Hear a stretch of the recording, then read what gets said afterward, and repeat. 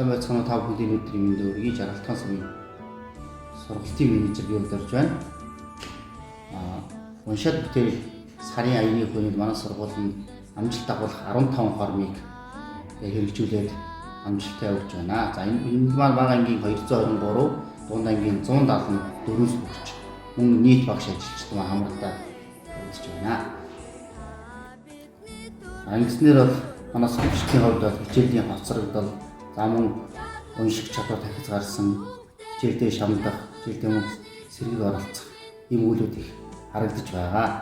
Мөн нийт эцэгчүүд за сумын арт иргэд та бүхнийг ном уншихыг уриалж байна. Эрдэнтэн багшийн сургаал тасраагүй эх нутгимэн хөгжлийн төлхөө эхэл бидний эрдмийн оргоо жарган жарны түүхтэй жаргал хааны сургууль минь бидний бахархаа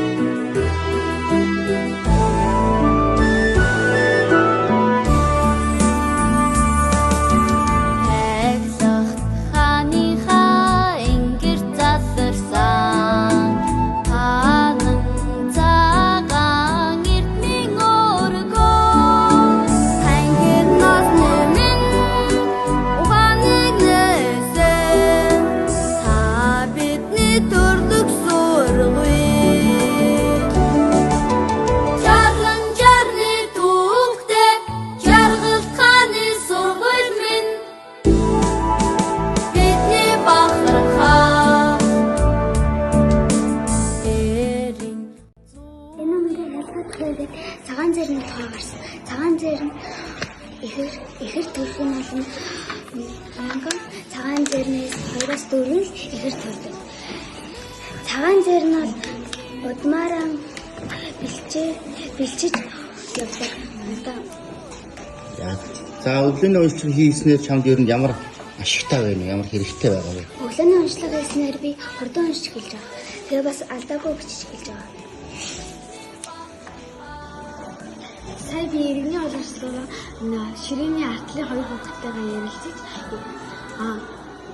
хулгай хийж дэлгүүрээс хамаагүй юм авч дээлхэж болон хамаагүй юмнаас авч хэрэглэж хүний эмийг дураараа авч бичсэн.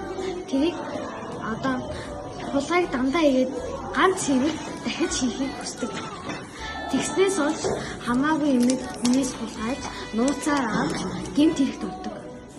Өглөөний уншлага хийснээр чамд ямар ач холбогдолтой байна вэ? Би өглөөний уншлага хийснээр оюун ухаан манд сайжирч байгаа. Тэгээд дандаа нөгөө ном уншснаас олж алдаагүй бичиж байгаа. Өмнө амин алдаатай хэлдэг байсан би. Тэгээ алдаагүй бичдэг болсон. Тэгээд ойлгосноосоо ярьдаг болсон.